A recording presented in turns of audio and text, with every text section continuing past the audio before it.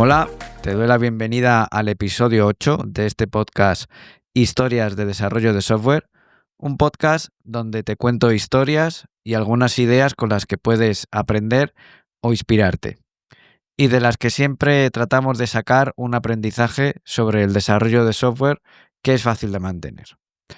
Hoy te voy a hablar de una historia que es muy buena, y es de un fracaso de la NASA.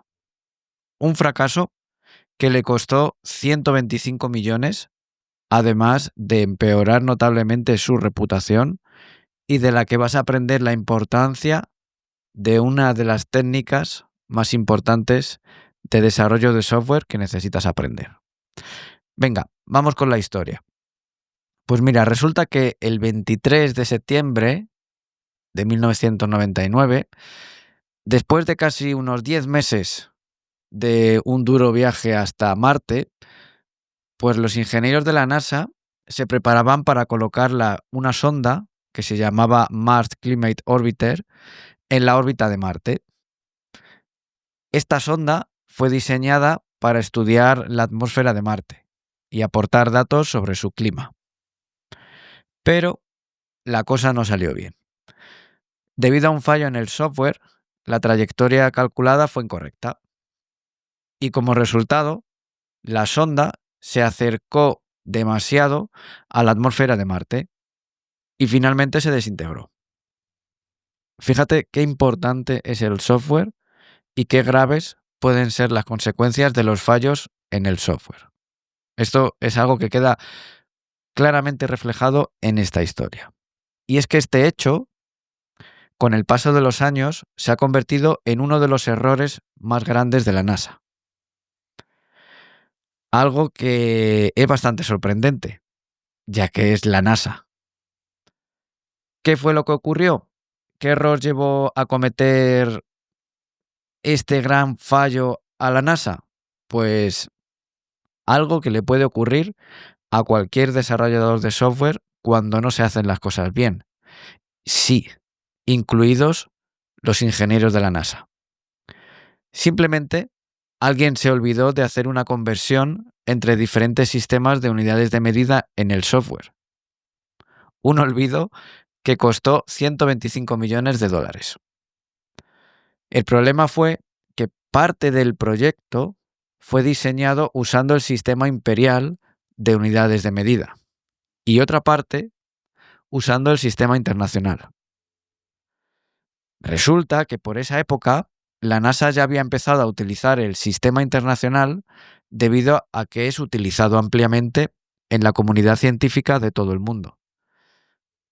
Pero como supongo que sabes, en Estados Unidos, en muchos sitios se sigue utilizando y en muchas empresas el sistema imperial. Ya sabes, millas, libras, eso que solo vemos en las películas de Estados Unidos, pues también afecta a la hora de desarrollar software.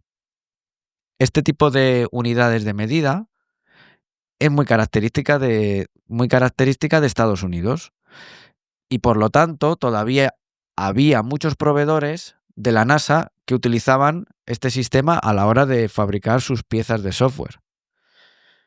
A pesar de que la NASA requería los datos de los datos de los componentes fuesen convertidos para homogeneizar cómo se devolvían los datos y cómo eran tratados, pues hubo un proveedor que se llamaba Lockheed Martin que no lo hizo.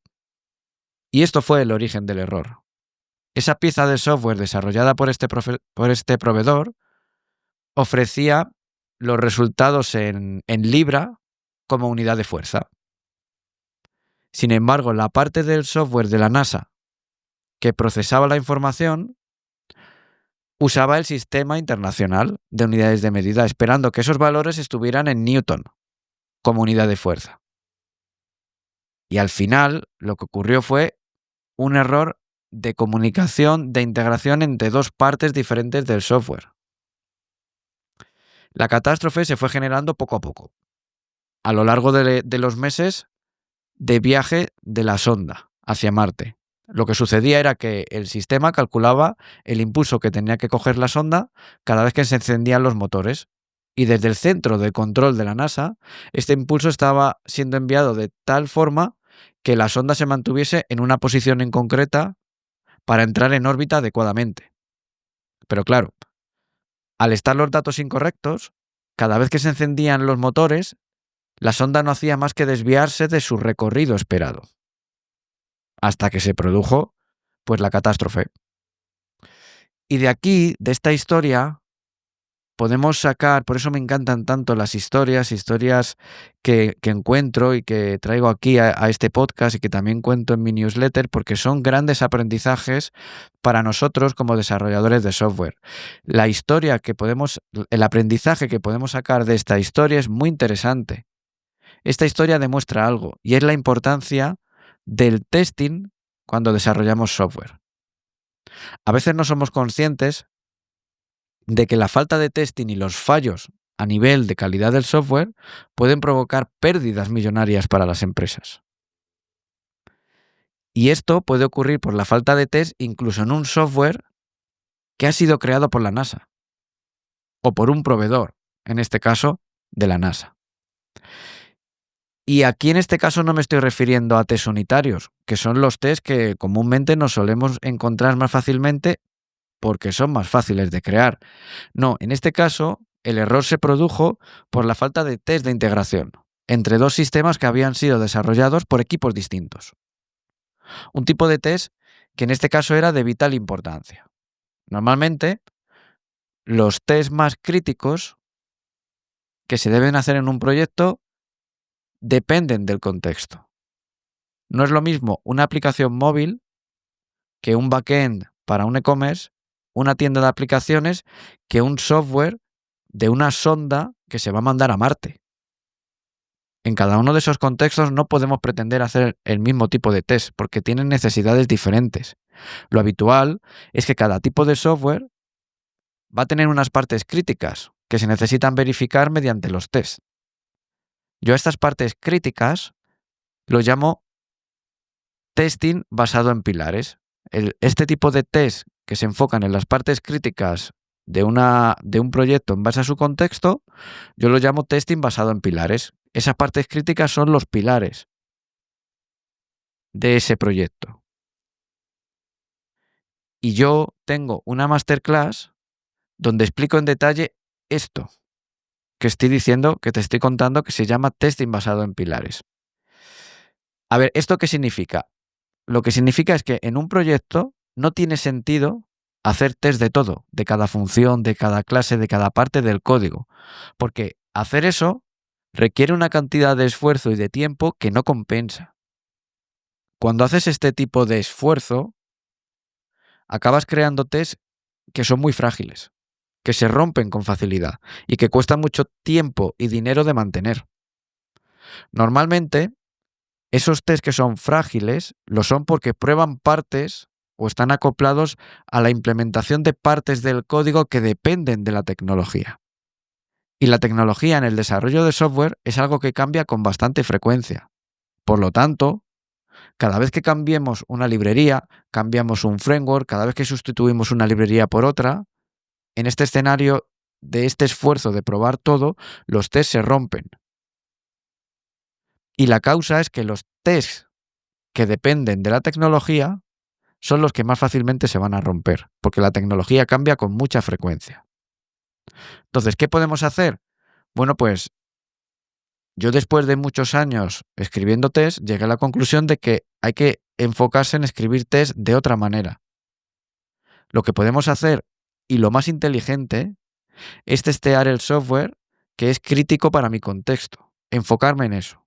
En este caso, en la historia de la NASA, la integración con ese software que venía de otros proveedores era algo muy crítico, para lo cual se debería haber creado unos tests de integración.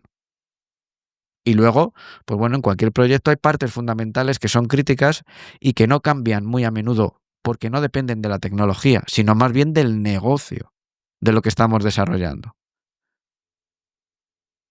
¿Se entiende?